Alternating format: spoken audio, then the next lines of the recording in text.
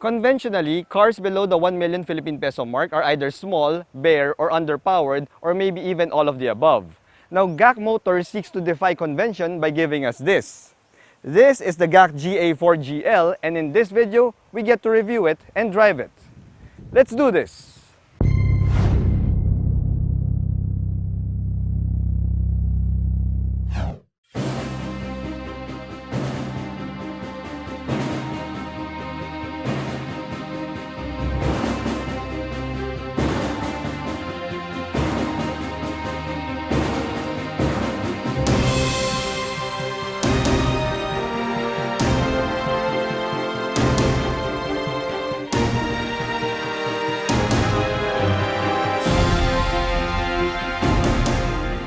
Hello guys, I'm Reagan and welcome back to another car review. If you're new to my channel, I hope you hit that subscribe button and become part of the Reagan Strides family. If you're my subscriber already, thank you so much for your support by watching this video. I also hope that you give it a like. Also, special thanks to GAC Motor Philippines and GAC Motor Pasig for lending us this GAC GA4 GL for the weekend and have this opportunity to drive it and review it. If you're in the area of GAC Motor Pasig, do head on down to their showroom and check them out and even book a test drive with them. For any inquiries, you may also contact them in the details that I'll put in my description below. The GA4 is a compact sedan when it comes to its overall size, since it's actually bigger than the Honda Civic and the Toyota Corolla Altis. However, despite its sizing category, the GA4 is priced at the same level as super minis and subcompact sedans. This top-spec GA4 GL I have here retails for 988,000 Philippine pesos, making it even more affordable than the Mazda 2, the all-new City RS, and even the top-spec Toyota Vios. This makes the GA4 an attractive, larger alternative to these subcompact sedans and super minis. Now let's see what sort of magic GAC did to give us a compact sedan at such an affordable price point. Now, if you're looking for some cuts made to bring down the price, you won't find any of that in the exterior. The GA4 has this genteel, executive look to it that reminds me of the Volkswagen Passat. The front grille here are horizontal slats that are chromed out that evoke that VW look, at least in my eyes. Now, you only get halogen headlights though, but you also have LED DRLs. The front bumper also has these nice sharp cutouts here that house your halogen fog lights to add a little bit of a sporty flavor in an otherwise executive-looking front end. Now, the GA4 is one of the longer compact sedans in the local market, and you could really see it on its side profile. In fact, it takes full advantage of that length by giving us this nice sloping fastback design here at the rear end that makes the GA4 appear low and sleek when it comes to its silhouette. It's rather a departure from that safe and subdued styling that we found in its front end. Now, this top-spec GA4 GL gets power folding side mirrors with LED side repeaters, and for your wheels and tires, you get 17-inch wheels that are wrapped in 205/50 R17 tires. Now, typically, budget subcompact sedans and hatchbacks at this price level will give you a rear drum brakes when it comes to its braking system, but, well, the GA4 will give you a step up. You see, you get ventilated disc brakes up front and solid disc brakes at the rear end. Now, even the suspension setup is better than these budget subcompact sedans and hatchbacks, which normally just sport a rear torsion beam for the rear suspension. The GA4 has a MacPherson setup in the front and an independent multi-link rear suspension at the rear end. In fact, I got to ride at the back seat of the GA4 over the weekend, and you could truly feel how comfortable that rear suspension setup is. The GA4's rear end has that distinct European design theme going on for it. It has this beautifully sculpted ducktail spoiler indentation here on the trunk lid that should help aid it when it comes to aerodynamics. The taillights are LEDs and they're shaped like arrowheads as well. Now, one design cue I'm not really fond of are these fake vents that are found at the sides of your rear bumper. It's meant to add a sporty touch to it, but in my opinion, they should have just kept it clean. Now, another quirk that I found in the GA4's rear end is this rubber button that's found on the right taillight. At first, I thought that this was the button to pop open the trunk, but after pressing it for several seconds, I just realized that it doesn't really work. So it's just there as a design cue. Now, to pop open the trunk, you need to have your key fob and you need to press your trunk lid opener for a few seconds and the trunk will pop open. Now that we have this thing open, you'll see that you get 480 liters of cargo capacity in your GA4, which means that it's purely in the compact sedan segment already. Now, how does that look when it comes to my luggage test? Let's take a look. I have my medium-sized luggage here. As you can see, 480 liters, goodness. It easily swallows my medium-sized luggage. I think you could even park it up like this. Yes, you can do that. So that should give you space for 2.5 medium-sized luggage. Now, if you need more space than that, well, your back seats could also fold down, so that should increase your cargo capacity. Now, another good news that I have here is, well, the GA4 also comes with an actual donut spare tire. So in case you suffer from a flat, well, changing that flat would not be such a hassle after all. Now, GAC plays it differently when it comes to their engine specs because they normally give the top spec units the smaller yet more powerful turbo engines. What we have here is a 1.3 liter turbo petrol engine that is good for 136 horses and 202 Newton meters of torque. Now, power is sent to the front wheels via a 6-speed automatic transmission that has been sourced from Aisin, which are the makers of Toyota's gearboxes. Now, during the weekend that I've had the GA4, it returned to me stellar fuel economy because in heavy city driving, I was able to do 8 kilometers per liter, and in a highway run, I was able to net 16 kilometers per liter, and that's even with sport mode on. Now, that's not bad. Not bad at all. Oh, it's a little bit windy outside. Alright guys, so when you step inside the cabin of the GA4, you'd probably expect that since it comes in below the 1 million Philippine peso mark, that there's gonna be a ton of budget cuts that's done inside the cabin. I mean, how else could they keep the price low, right? But that's not really the case inside the GA4. In fact, when I stepped in here, I had that feeling as if I'm stepping inside the cabin of an executive sedan. There is that distinct Camry or Accord feel inside this cabin, and that's mainly because of the color scheme that they made use of inside this this cockpit. You get this dark brown finish on the top half of your cockpit and a cream white finish at the bottom half. I must admit it looks really premium and upscale, and the fact is they also use this nice brown stitch leather on the top dashboard. So that's another thing that boggles my mind, how they're able to do that and keep the price at a low point. Now, another thing about the GA4's cockpit is the fact that this is also the most spacious cockpit you could see in a compact sedan. And that's saying a lot because a lot of these compact sedans nowadays are growing larger and porkier as they go through the years. Now, the seats are also finished in cream white leather, and although these are nice to look at, they may stain a little bit easier than other seats, so you have that, but well, that's the price you pay for having such a premium looking cabin inside your GA4. Now, one amenity that I didn't expect to see in the sub 1 million Philippine peso mark is the fact that the driver's seat has power adjustability. Yes, that's right guys, you get power adjustments on your driver's seat, which is fantastic considering the price point. Now, when you go over to your steering wheel guys, the wheel is leather wrapped, and although the leather is of good quality, it's a little bit on the hard side as well. Not really a big issue guys, we got manly hands right here. Now, you also have your hands-free buttons for your infotainment system, and you also get cruise control inside your GA4 GL. Another feature that I didn't really expect to find at this price point. Now, when you look at your instrument gauges, the gauges would please a lot of titos and titas of Manila because the gauges are in full analog format. You have an analog tach and an analog speedo, but you do have a nice colorful multi-information display in the middle for your vital stats. However, the GA4 has one vital stat that it displays which couldn't really be found anymore in today's modern cars, and that's a voltmeter. You see, in your GA4, you could see exactly how much charge your car battery has, and that's something that a lot of titos of Manila sorely miss. It is one vital piece of information that will make sure that you will have a hassle-free drive every time you go out with your GA4. Now, from your instrument gauges, you move over to your infotainment system, and the infotainment system is an 8-inch touchscreen display, but it doesn't have Apple CarPlay, guys. It doesn't have Android Auto as well, but it does have Bluetooth connectivity. However, the infotainment system has another nifty feature that I didn't really expect to see.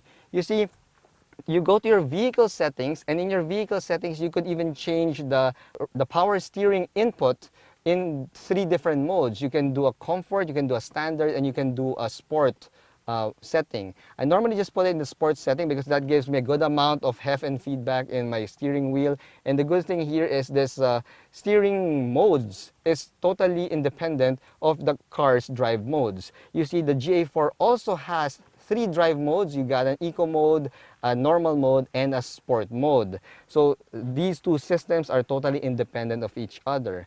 Another feature that I didn't expect to see at this price point is the fact that the GA4 has a 360-degree view camera. Yes, normally we'd see that in cars above ₱1,000,000, but that's not the case here. You get a 360-degree view camera in your GA4. Granted, the resolution of the camera is a little bit on the basic side, and you don't really get a chance to change the camera modes or even have a 3D mode, but at least you have a 360-degree view camera on your GA4. So I'm not really complaining at all, guys. Now, another feature of the infotainment system that would please a lot of titos of Manila is the fact that you get physical buttons and knobs for your most vital controls of your infotainment system. So this would be pretty easy to tinker around with, to navigate around with when you're driving your GA4. The climate control system is also fully automatic, but it's also, well, physical buttons and toggle switches. So that should be quite easy to operate. You don't really need to go through an inch-thick manual just to know how to operate your climate control system. There's also a solo USB port here and your gear shifter, which I must be honest, guys, that this gear shifter still gets to me even up to now. See, it's the same design that I first encountered in the GAC GS3, and this shifter is shaped in a way wherein you would think that the button to disengage the park and move towards drive will be the button found on the left side. However, these are the manual buttons for upshifts and downshifts, so it's a little bit counterintuitive for me. The button to disengage the shifter is found in the front area of this shift knob. So it's a little bit confusing, at least for me. And despite having driven this for several days now, I'm still a little bit confused with this thing. Or maybe because I'm also a Tito of Manila. Beside that, you got your button here for your drive mode. As I mentioned, you can do eco mode, normal mode. You also have a manual mode. It also has an electronic parking brake with auto hold feature. Another nifty feature that you don't see below the 1 million Philippine peso mark. I mean, this is pretty crazy, guys. I really don't know how GAC was able to do this. Now, you also get a couple of cup holders, which we will subject to our clean canteen test. So we'll see now. Bam! Despite looking a little bit on the small side, it passes my clean canteen test. Easily fits the clean canteen. No problemo. Now, when you move from your cup holders, you see you have a center armrest here that's also wrapped in white leather. Normally, this is an option that can be found in, let's say, Super Minis, but you get that as standard in your GA4 GL. It also has a little cubby inside. Now, if you think that you've already gotten everything and the only thing that GAC hasn't thrown in is the kitchen sink, well, they can't really throw in a kitchen sink, but instead they threw in a sunroof. We also get an actual sunroof here. It's a little bit on the small side though, but at least you also still have a sunroof at below 1 million Philippine freaking pesos. Wow!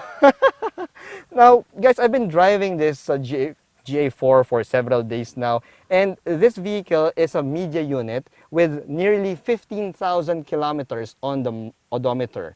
So you won't say that it's a brand new car. However, while driving this through not so perfect roads, through so many, so many areas, I didn't hear any creaks inside the cabin. And that's one bit of good news there. There's no creaks, there's no rattles to be heard inside. So that would attest to the level of build quality and the materials used by GAC when building this GA4. It is at par, or dare I say even a little bit surpassing, the other compact sedans in the market. Wow! Now the GA4 has a decent amount of space here in the back seat, but when it comes to the headroom, it's a little bit on the tight side. I'm 5'6", guys, and as you can see, this is my driving position, and I got around 7 inches of knee room before my knee touches the seat back of the driver. For the headroom, I'm looking at only 3 inches of headroom left, and that's because of that sloping fastback design. Now, sitting here in the back seat, I also realized that this is one of the places where GAC took a little bit of a budget cut to keep the price down. And I'm talking about the seats, guys. Despite being wrapped in this nice creamy leather seats here, the seat quality itself is a little bit on the firm side. In fact, it's a little bit too firm. It feels hard, in fact, when I'm sitting here at the back seat. So now we know that that's one of the areas where the GA4 took a budget cut. However, when it comes to toys, it didn't scrimp at all. The back seat gets 2 rear AC vents here and a solo USB charging port there at the bottom part. You also have an actual center armrest, something that's not normally seen in, let's say, super minis at this price point. And this center armrest here has 2 cup holders. So yes, when it comes to toys and amenities here at the back seat, the GA4 didn't really scrimp too much. And in fact, they even went as far as giving you 6 seat back pockets for a total of 6, because you've got 3 seat back pockets here on the driver's side and the passenger side. So that's a total of 6. So yes, in terms of toys, amenities, they didn't scrimp back here. But well, when it comes to the actual seat quality and comfort, it is a little bit on the firm side. Now let's hop back to the driver's seat and take this GA4 out for a spin.